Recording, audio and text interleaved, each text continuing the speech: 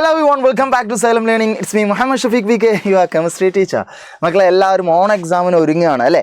Okay, നല്ല കുട്ടികളായിട്ട് നല്ല ഉഷാറായി തന്നെ ഒരുങ്ങി പോകണം കേട്ടോ. നമ്മൾ സാധാരണ പോലെയല്ല ഈ പ്രാവശ്യത്തെ 8ാം ക്ലാസ് എന്ന് വെച്ചാൽ കഴിഞ്ഞ വർഷം വരെ 8ാം ക്ലാസ്സിന് വലിയ വിലയും നിലയിലൊന്നും ഇല്ലായിരുന്നു. കാരണം എന്താണെന്ന് വെച്ചാൽ എല്ലാവരെയും പാസ്സാക്കിയിട്ടുള്ളത് തന്നെയാണ്. പക്ഷേ ഇപ്രാവശ്യം അങ്ങനെ അല്ല എന്ന് മക്കൾക്ക് അറിയാലോ.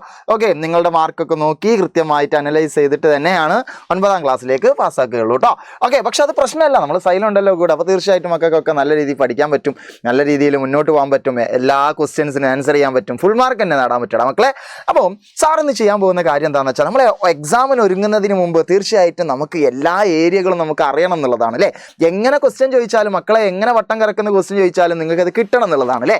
ഓക്കെ, അപ്പോൾ അത് കിട്ടാൻ വേണ്ടിയിട്ട് നമ്മൾ കുറച്ച് ബേസിക്സ് ഒക്കെ പഠിച്ചു വെക്കുന്നത് നല്ലതല്ലേ. അങ്ങനെയാണ് ബേസിക് കോൺസ്റ്റൻസ് ഓഫ് മാറ്റർ എന്ന് പറഞ്ഞിട്ടുള്ള നിങ്ങളെ ചാപ്റ്ററിലെ ആ ചാപ്റ്ററിൽ നിന്നുള്ള കുറച്ച് ക്വസ്റ്റ്യൻസ് നമ്മൾ ഇന്ന് ചെയ്യും. പക്ഷെ അതിന് മുമ്പ് സാറ് നിങ്ങൾക്ക് ഒരു സീക്രട്ട് പറഞ്ഞുതരാം. എൻ്റെ മക്കൾക്ക് ഒരു പക്ഷേ നിങ്ങൾക്ക് അറിയാൻ ചാൻസ് ഉണ്ട്, എന്നാൽ ഭൂരിഭാഗം ആളുകൾക്കും അറിയാത്ത ഒരു കാര്യമുണ്ട്. അതെന്താന്നുള്ളത് സാറ് പറഞ്ഞുതരാം. മറ്റൊന്നുമല്ലടാ, എന്താണ് മോളിക്യൂൾ എന്നുള്ളതിനെ പറ്റിയിട്ടാണ് സാറ് സംസാരിക്കുന്നത്. അപ്പോൾ ആദ്യമായിട്ട് സാറ് പറയാൻ പോകുന്നത് എന്താണെന്ന് വെച്ചാൽ മക്കളെ നോക്കണേ. യെസ്, നമ്മൾ പ്യുവർ സബ്സ്റ്റൻസ് എന്ന് പറഞ്ഞിട്ട്, പ്യുവർ സബ്സ്റ്റൻസ് അഥവാ ശുദ്ധ പദാർത്ഥങ്ങൾ എന്ന് പറയുന്ന ഒരു വിഭാഗം ഉണ്ടല്ലോ, പ്യുവർ സബ്സ്റ്റൻസ് എന്ന് പറയുമ്പോൾ നമ്മൾ രണ്ടായിട്ട് തരം തിരിച്ചിട്ടുണ്ട് പ്യുവർ സബ്സ്റ്റൻസിനെ. എങ്ങനെയൊക്കെയാണ്? ഒന്ന് എലമെൻറ്റ് എന്ന് പറയും, എലമെൻറ്റ് എന്ന് പറയും. ശുദ്ധപദാർത്ഥങ്ങളെ രണ്ടായിട്ട് തരം തിരിച്ചിട്ടുണ്ട്. ഒന്ന് എലമെൻറ്റ്, മറ്റൊന്ന് എന്താണ്? കോമ്പൗണ്ട്. എലമെൻ്റ് ഉണ്ട്, കോമ്പൗണ്ട് ഉണ്ട്. ഓക്കെ, എന്താണ് എലമെൻറ്റിൻ്റെ മലയാളം മക്കളെ പറ? എലമെൻറ്റിൻ്റെ മലയാളമാണ് മൂലകം. ഓക്കെ, കോമ്പൗണ്ടിൻ്റെ മലയാളമാണ് എന്ത് മക്കളെ? സംയുക്തങ്ങൾ അല്ലെങ്കിൽ സംയുക്തം എന്ന് പറയാം. ഓക്കെ, അപ്പം ഇങ്ങനെ രണ്ടായിട്ട് തരം തിരിച്ചിട്ടുണ്ട്. എൻ്റെ മക്കൾക്ക് അറിയോടാ, എലമെൻറ്റും കോമ്പൗണ്ടും എന്താണ്? പ്യുവർ സബ്സ്റ്റൻസ് ആണ്, അഥവാ ശുദ്ധ പദാർത്ഥമാണ്. ഓക്കെ, മൂലകമായാലും സംയുക്തമായാലും. ഇനി എന്താണ് തന്മാത്ര എന്നുള്ളത് കേൾക്കണ്ടേ? അതിനു മുമ്പ് എലമെൻ്റ് എന്താ, കോമ്പൗണ്ട് എന്താ കൃത്യമായി മനസ്സിലാക്കി വെക്കുക. ഇത് നിങ്ങൾ തീർച്ചയായിട്ടും ഈ ക്ലാസ് അങ്ങ് കഴിയുന്നതോട് കൂടിയിട്ട്, അല്ലെങ്കിൽ ഈ വീഡിയോ കഴിയുന്നതോട് കൂടിയിട്ട് നിങ്ങൾക്ക് ഷൈൻ ചെയ്യാനുള്ള, നിങ്ങൾക്ക് നിങ്ങളുടെ കൂട്ടുകാരുടെ മുമ്പിലൊക്കെ ഒന്ന് ആവേശഭരിതമായിട്ട് നിൽക്കാൻ പറ്റുന്ന ഒരു സാധനം സാറ് പറഞ്ഞു തരുന്നുണ്ട് കേട്ടോ. ഓക്കെ, മറ്റൊന്നുമല്ല, നോക്കണടാ, ഈ എലമെൻ്റ് എന്താണ്, മൂലകം എന്താണ് നോക്കാം. മൂലകം നിങ്ങളെന്ന് പറഞ്ഞാൽ സെയിം ടൈപ്പ് ആറ്റംസ് മാത്രമുള്ള മോളിക്യൂൾസിനെയാണ് നമ്മൾ എലമെൻറ്റ്സ് എന്ന് പറയാം. ഒരേ ആറ്റങ്ങൾ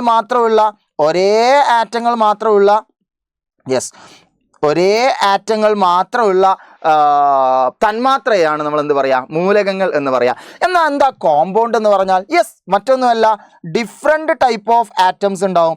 ഡിഫറെൻറ്റ് ടൈപ്പ് ഓഫ് ആറ്റംസ് ഉള്ള മോളിക്യൂൾസ് ആണ് എന്ത്? കോമ്പൗണ്ട്സ് എന്ന് പറഞ്ഞാൽ. ഓക്കെ, അപ്പോൾ എങ്ങനെ പറയാ? വ്യത്യസ്ത ആറ്റങ്ങളുള്ള തന്മാത്രകളാണ് സംയുക്തങ്ങൾ എന്ന് പറയുന്നത്. സാർ എക്സാമ്പിൾ പറഞ്ഞുതരടാ മക്കളെ. നോക്കണടാ, നിങ്ങൾക്ക് അറിയാം, ഇരുമ്പ് എടുക്കുക. നമ്മൾ ഒരു ഇരുമ്പിൻ്റെ കഷ്ണം എടുക്കുകയാണെങ്കിൽ ആ ഇരുമ്പിൻ്റെ കഷ്ണം മൊത്തം ഇരുമ്പിൻ്റെ ആറ്റങ്ങൾ മാത്രമല്ലേ ഉണ്ടാവുള്ളൂ. ഇരുമ്പിൻ്റെ ആറ്റത്തിന് നമ്മൾ എന്താ പറയുക? Fe അല്ലേ, ഫെറം എന്നുള്ള പേരിൽ നിന്ന് വന്ന Fe ആണ് മക്കൾക്ക് അറിയാലോ. അതേപോലെ തന്നെ ഞാനൊരു ഓക്സിജൻ ഗ്യാസിൻ്റെ ഒരു കണ്ടെയ്നർ എടുക്കുകയാണ്, അതോ ഓക്സിജൻ വാതകത്തിൻ്റെ ഒരു കണ്ടെയ്നർ എടുക്കുകയാണ്. അതിൽ നിറയെ ഓക്സിജൻ്റെ മോളിക്യൂൾസ് ഉണ്ടാവുക. എന്താ ഓക്സിജൻ്റെ മോളിക്യൂൾ എന്ന് പറഞ്ഞാൽ? O2 അങ്ങനെ ഓക്സിജൻ ഗ്യാസസ് ആണ് ഉണ്ടാവുക അല്ലേ. ഓക്കെ, അതുപോലെ തന്നെ മക്കൾ ഹൈഡ്രജൻ ഗ്യാസ് എടുക്കുകയാണെങ്കിൽ അതിൽ നിറയെ ഹൈഡ്രജൻ മാത്രമാണുള്ളത്. അപ്പോൾ ഇവരൊക്കെ ഏത് വിഭാഗത്തിൽപ്പെട്ടതാണ്? എലമെൻ്റ് അഥവാ മൂലകത്തിൽപ്പെട്ടതാണ്. അപ്പോൾ എന്താ മൂലകം അല്ലെങ്കിൽ എലമെൻ്റ് എന്ന് പറഞ്ഞാൽ? അവർ നിറയെ ഒരേ ടൈപ്പ് ആറ്റംസ് മാത്രമേ ഉണ്ടാവുള്ളൂ. നോക്കിക്കേ, ഈ ഇരുമ്പിൻ്റെ കഷ്ണത്തിൽ എവിടെയെങ്കിലും ഇരുമ്പല്ലാത്ത ആറ്റം കാണുന്നുണ്ടോ? ഇല്ലല്ലോ. അപ്പോൾ അയണിൻ്റെ ആറ്റംസ് മാത്രമാണുള്ളത്. അതുകൊണ്ട് അത് ഏതാണ്? അത് എലമെൻ്റ് ആയിട്ടുള്ള ഒരു മോളിക്യൂളാണ്, അല്ലെങ്കിൽ മൂലകമായിട്ടുള്ള ഒരു തന്മാത്രയാണെന്ന് മക്കൾ മനസ്സിലാക്കുക. ഓക്സിജനും അതേപോലെ തന്നെ, ഓക്സിജൻ മാത്രമല്ലേ അവിടെ ഉള്ളൂ. ഓക്കെ, സെറ്റാണല്ലോടാ മക്കളെ. ഇനി നോക്കിയേ, എന്താ സംയുക്തം അഥവാ കോമ്പൗണ്ട് എന്നൊക്കെ പറഞ്ഞാൽ? ഓക്കെ, കോമ്പൗണ്ട് പറയുമ്പോൾ നോക്കിയേ, സാറ് ഒരു കണ്ടെയ്നറിൽ കാർബൺ ഡൈ ഓക്സൈഡ് ഗ്യാസിൻ്റെ കണ്ടെയ്നർ എടുക്കുകയാണ്. അപ്പോൾ കാർബൺ ഡൈ ഓക്സൈഡ് എന്ന് പറഞ്ഞാൽ എന്താണ്? ഒരു കാർബണും 2 ഓക്സിജനും ചേർന്നിട്ടാണ് ഒരു കാർബൺ ഡൈ ഓക്സൈഡ് മോളിക്യൂൾ ഉണ്ടാവുന്നത്. അപ്പോൾ അത് എന്ത് മോളിക്യൂളാണ്? അത് കോമ്പൗണ്ട് ആയിട്ടുള്ള മോളിക്യൂളാണ്. ഏത് തരം തന്മാത്രയാണ്? സംയുക്തമായിട്ടുള്ള തന്മാത്രയാണ്. കാരണം എന്താ മക്കളെ, ആ പേരിൽ തന്നെ ഉണ്ട് സംയുക്തം എന്ന് പറഞ്ഞാൽ കൂടിച്ചേർന്ന് അല്ലേ. ഓക്കെ, അഥവാ വ്യത്യസ്ത ആറ്റങ്ങൾ കൂടിച്ചേർന്നിട്ടാണ്. അപ്പോൾ സെയിം ടൈപ്പ് ആറ്റംസ് അല്ല ഉള്ളത്, കാർബണും ഓക്സിജനും വേറെ ആറ്റം അല്ലേ. അപ്പോൾ ഇങ്ങനെയുള്ള മോളിക്യൂൾസിനെ, തന്മാത്രകൾ വിളിക്കുന്ന പേരാണ് സംയുക്തങ്ങൾ അഥവാ കോമ്പൗണ്ട്സ് എന്ന് പറഞ്ഞാൽ. വേറെ നോക്കിയാൽ നമ്മൾ ഓക്കെ മക്കൾ എന്ത് ചെയ്യുന്നു, വീട്ടിൽ പോയിട്ട് ഉപ്പിൻ്റെ പാത്രം എടുക്കുകയാണ്. ഉപ്പിൻ്റെ പാത്രം ഓക്കെ, ആ ഉപ്പിൻ്റെ പാത്രത്തിൽ നിറയെ എന്തുണ്ടായിരിക്കും, സോഡിയം ക്ലോറൈഡ് തന്മാത്രകൾ ഉണ്ടായിരിക്കും. NaCl അങ്ങനെ ഒരുപാട് NaClകൾ ഉണ്ടായിരിക്കും. അതപ്പോൾ ഏത് വിഭാഗത്തിലാണ് പെടുക, അത് ഓക്കെ കോമ്പൗണ്ട് അല്ലെങ്കിൽ സംയുക്തത്തിലാണ് പെടുക. എന്താ കാരണം, അതിൽ സോഡിയം ആറ്റം ഉണ്ട്, ക്ലോറിൻ ആറ്റം ഉണ്ട്. ഡിഫറെൻറ്റ് ടൈപ്പ് ആറ്റംസ് ആണുള്ളത്. സെറ്റാണോടാ മക്കളെ, റെഡി ആണോടാ? ഓക്കെ, ഇനി മക്കളെ ഒരു കാര്യം നിങ്ങൾ മനസ്സിലാക്കി വെക്കുക. നിങ്ങൾ നിങ്ങളുടെ കൂട്ടുകാരോട് ചോദിക്കുക എന്താണ് എലമെന്റ്, ഒരു പക്ഷെ അവർ പറഞ്ഞുതരും ഒരേ ടൈപ്പ് ആറ്റംസ് ഉള്ളതാ എലമെന്റ് അല്ലെങ്കിൽ മൂലകം എന്ന് പറഞ്ഞുതരും. എന്താ കോമ്പൗണ്ട് അല്ലെങ്കിൽ സംയുക്തം എന്ന് ചോദിച്ചാൽ അപ്പോൾ അവർ പറയും different type of atoms combine ചെയ്ത ആറ്റം സംയുക്തം കിട്ടും, കോമ്പൗണ്ട് കിട്ടും എന്നൊക്കെ പറഞ്ഞുതരും. മൂന്നാമതായി ഒരു ക്വസ്റ്റ്യൻ ചോദിക്കുക, എന്താണ് തന്മാത്ര എന്ന് ചോദിച്ചാൽ, എന്താണ് മോളിക്യൂൾ എന്ന് ചോദിച്ചാൽ. അപ്പോൾ മക്കളെ മോളിക്യൂൾ എന്ന് പറയുമ്പോൾ ഇത്ര ഉള്ളടാ, ഈ ഒരു പ്യുവർ സബ്സ്റ്റൻസിൻ്റെ ഏറ്റവും ചെറിയ പാർട്ടിക്കിളാണ് മോളിക്യൂൾ എന്ന് പറയുന്നത്. അപ്പോൾ നോക്കിയേ, ഇതാണ് ഓക്സിജൻ്റെ molecule, 1 molecule, 2 molecule, 3 molecule, 4, 5, 6 molecule. ഇവിടെ അയണിൻ്റെ 1, 2, 3, 4 മോളിക്യൂൾസ് ഉണ്ട്. കാർബൺ ഡൈ ഓക്സൈഡിൻ്റെ 2 മോളിക്യൂൾ ഉണ്ട്. NaClൻ്റെ 2 മോളിക്യൂൾ ഉണ്ട്. അപ്പോൾ മോളിക്യൂൾ എന്ന് പറഞ്ഞാൽ എന്താണ്, മോളിക്യൂൾ 2 ടൈപ്പ് ഉണ്ട്. കോമ്പൗണ്ടിൻ്റെ മോളിക്യൂൾ ഉണ്ടാവാം, എലമെന്റിന്റെ മോളിക്യൂൾ ഉണ്ടാവാം. തന്മാത്രകൾ 2 വിധമുണ്ട്, സംയുക്തത്തിന്റെ തന്മാത്രയുണ്ടാവാം, മൂലകത്തിന്റെ തന്മാത്രയുണ്ടാവാം. ഓക്കെ, അപ്പോൾ എന്താണ് തന്മാത്ര എന്ന് വെച്ചാൽ ഒരു ശുദ്ധ പദാർത്ഥത്തിന്റെ ഏറ്റവും ചെറിയ കണികയാണ് എന്ത് പറയുന്നത്, തന്മാത്ര പറയുന്നത്. ഓക്കെ, അത് അധിക കുട്ടികൾക്ക് അറിയലുണ്ടാവില്ല. എല്ലാവരും വിചാരിക്കുക എന്താ അറിയോ, തന്മാത്ര എന്ന് പറഞ്ഞാൽ എന്താണ്, ഒരേ ആറ്റംസ് ഉള്ളത് തന്മാത്ര, വ്യത്യസ്ത ആറ്റംസ് ഉള്ളത് സംയുക്തം എന്ന് പഠിച്ചു വെക്കും. തെറ്റാണത്. ഓക്കെ, അങ്ങനെ മാത്രം പഠിച്ചു വെച്ചാൽ പോരാ. സംയുക്തത്തിലും തന്മാത്രകളുണ്ട്, ഓക്കെ മൂലകത്തിലും തന്മാത്രകൾ ഉണ്ട്, കോമ്പൗണ്ടിലും മോളിക്യൂൾ ഉണ്ട്, എലമെന്റിലും മോളിക്യൂൾ ഉണ്ട്. ഓക്കെ, കോമ്പൗണ്ടിന്റെ മോളിക്യൂളിന്റെ പ്രത്യേകത എന്താ, അത് ഡിഫറെന്റ് ആറ്റംസ് കമ്പൈൻ ചെയ്ത മോളിക്യൂൾസ് ആയിരിക്കും. എലമെന്റിന്റെ മോളിക്യൂൾസിന്റെ പ്രത്യേകത എന്താ, അത് same type of atoms combine ചെയ്ത മോളിക്യൂൾസ് ആയിരിക്കും. ഓക്കെ, ഇനി ഈ എലമെന്റിന്റെ മോളിക്യൂൾസ് ഉണ്ടല്ലോ മക്കളെ കേൾക്കണേ, എലമെന്റിന്റെ മോളിക്യൂൾസ് അഥവാ മൂലകത്തിന്റെ തന്മാത്രകളിലെ മൂലകത്തിന്റെ തന്മാത്രകളെ വ്യത്യസ്ത രീതിയിൽ തരംതിരിച്ചിട്ടുണ്ട്. ഏതൊക്കെയാണെന്നറിയാം മക്കളെ, ഒന്ന് മോണോ അറ്റോമിക്. എന്താണ് മോണോ അറ്റോമിക് അഥവാ നമ്മൾ അതിനെ മലയാളത്തിൽ വിളിക്കും ഏക ആറ്റോമികം.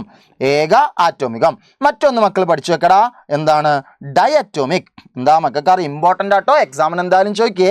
ഡൈ അറ്റോമിക് ഓക്കെ, അഥവാ അതിനെ മലയാളത്തിൽ വിളിക്കുക ദി ആറ്റോമികം.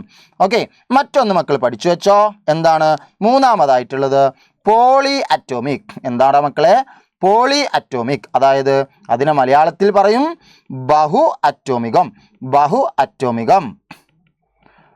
ഓക്കെ, എക്സാമ്പിൾ പറഞ്ഞുതരാം സാർ. ഏക ആറ്റോമികം എന്ന് പറഞ്ഞാൽ എങ്ങനെയുള്ള തന്മാത്രകളാണ്, മോണോ അറ്റോമിക് ആയിട്ടുള്ള മോളിക്യൂൾസ് ഉണ്ട്, ഡയറ്റോമിക് ആയിട്ടുള്ള മോളിക്യൂൾസ് ഉണ്ട്, അതേപോലെ തന്നെ പോളി അറ്റോമിക് ആയിട്ടുള്ള മോളിക്യൂൾസ് ഉണ്ട്. അതൊക്കെ ഏത് മോളിക്യൂൾസ് ആണ്, എലമെന്റ് ആയിട്ടുള്ള മോളിക്യൂൾസിന് എക്സാമ്പിൾ ആണ്. മൂലക തന്മാത്രകൾക്ക് എക്സാമ്പിൾ ആണ് കേട്ടോ. മൂലക തന്മാത്രകളെ എങ്ങനെയൊക്കെ തരംതിരിച്ചിട്ടുണ്ട്, 3 തരംതിരിച്ചിട്ടുണ്ട്. Monoatomic, diatomic, polyatomic. അപ്പം മൂലക തന്മാത്രകൾ എന്ന് പറയുമ്പോൾ അങ്ങക്കറിയാം, മൂലകം അല്ലെങ്കിൽ എലമെന്റ് എന്ന് പറഞ്ഞാൽ ഒരേ ടൈപ്പ് ആറ്റംസ് ഉണ്ടാവുള്ളൂ. ഈ ആറ്റംസിൽ തന്നെ ചില ആറ്റംസിന് ഒറ്റക്ക് നിന്നാൽ തന്നെ ഫ്രീ ആയിട്ട് നിൽക്കാനായിട്ട് സാധിക്കും, സ്വതന്ത്രമായി നിൽക്കാൻ സാധിക്കും. അങ്ങനെ ഒറ്റക്കൊറ്റക്ക് സ്വതന്ത്രമായി നിൽക്കുന്ന ടൈപ്പ് ആറ്റംസ് ആണ് ഇത്. ഓക്കെ, മോണോ അറ്റോമിക് അഥവാ ഏക ആറ്റോമികം. സാർ എക്സാമ്പിൾ പറയാ, ഇവിടെ നോക്കിയ മക്കളെ, Fe ഇരുമ്പിന്റെ തന്മാത്രകളൊക്കെ കണ്ടോ, ഒരൊറ്റ ഇരുമ്പ് മാത്രമാണ് ഒരു Feയിൽ അല്ലേ, ഒരു Fe ഇങ്ങനെയല്ല ഉള്ളത്. അപ്പോൾ അതെന്താണ്, മോണോ അറ്റോമിക് ആണ്. പക്ഷെ ഓക്സിജൻ നോക്കിയേ, 2 ഓക്സിജൻ ആറ്റം കൂടിയാലേ ഒരു മോളിക്യൂൾ ആവുന്നുള്ളൂ. അതുകൊണ്ട് അത് ഡൈ അറ്റോമിക് ആണ് അഥവാ ദ്വി അറ്റോമികമാണ്. ഓക്കെ, അപ്പോൾ നമുക്ക് നോക്കാം മക്കളെ. എക്സാമ്പിൾ നോക്കിയേ, ഏക അറ്റോമികം, എല്ലാ ലോഹങ്ങളും ഏക അറ്റോമികമായിരിക്കും. എല്ലാ മെറ്റൽസും, ഇപ്പോൾ സോഡിയം എടുക്കട്ടെ, പൊട്ടാസ്യം എടുക്കട്ടെ, ഇരുമ്പാവട്ടെ, കോപ്പർ ആവട്ടെ, സിൽവർ ആവട്ടെ, ഇങ്ങനെ തുടങ്ങി ഇതൊക്കെ എന്താണ്, ഏക അറ്റോമിക് ആണ്. ഇനി മെറ്റൽസ് അല്ലാത്ത ഏക അറ്റോമികത്തിന് സാർ എക്സാമ്പിൾ പറഞ്ഞുതരാം. കാർബൺ, നമ്മുടെ സ്വന്തം കാർബൺ ഏക അറ്റോമിക തന്മാത്രയാണ് അഥവാ മോണോ അറ്റോമിക് ആണ്. ഇനി ഡയറ്റോമിക് നോക്കിയാലോ മക്കളെ, ഡയറ്റോമിക്കിന് എക്സാമ്പിൾ ആണ് H2, O2, ഓക്കെ, N2. ഇതൊക്കെ എന്താണ്, ഡയറ്റോമിക് മോളിക്യൂൾസിന് എക്സാമ്പിൾ ആണ്. അവ 2 ആറ്റംസ് കൂടി ചേർന്നിട്ടുള്ള തന്മാത്രകളാണ്. ഓക്കെ, ഇനി എന്താണെടാ പോളി അറ്റോമിക് എന്ന് പറയുമ്പോൾ S8 സൾഫറിന്റെ തന്മാത്ര പോളി അറ്റോമിക് ആണ്. O3 ഓസോൺ എന്ന് പറയും കേട്ടോ, അത് ഓക്സിജൻ അല്ല, എന്താ അതിനെ വിളിക്കുക, ഓസോൺ എന്നാണ് വിളിക്കുക കേട്ടോ, ഓസോൺ.